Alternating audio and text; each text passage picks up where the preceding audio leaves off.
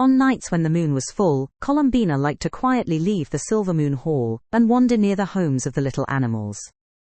Sometimes it would be a tree hollow, at others a bird's nest.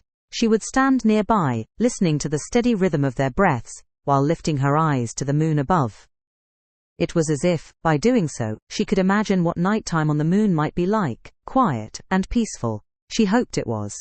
On nights like these, she pieced together dreams of what a home might be.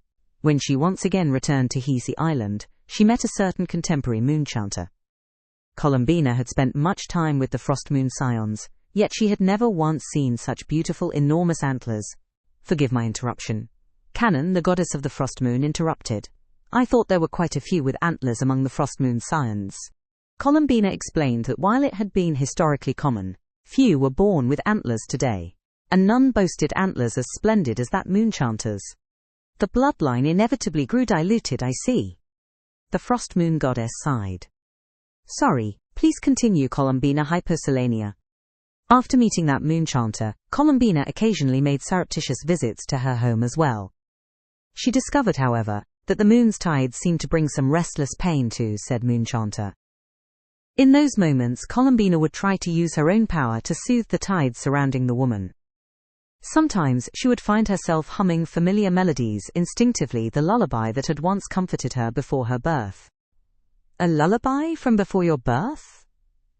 This time it was Aria, goddess of the eternal moon, who spoke up. Columbina explained the melodies she had heard before being born. The three goddesses shook their heads. They had no knowledge of this song.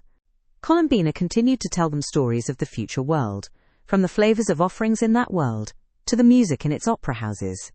From a friend with a clockwork mechanism in her back, to a former angel who became her friend. Finally, she spoke of the moon prayer night. The three moon goddesses were deeply moved by the beauty of that evening, perhaps also because Columbina herself could not help but smile as she recounted it.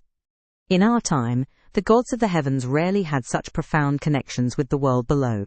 The goddess of the Frost Moon said, Yes, everyone was nice to me. We even played waterball games together. Unimaginable. It seems our era was far too conservative, the goddess of the eternal moon said, clearly astonished. We even stuck little stickers on each other's faces. A few soft gasps of surprise came from the three goddesses. We also exchanged food, tasting the candy in each other's hands. The goddesses fell silent. Columbina felt glances tinted with envy pass between them. Long moments passed.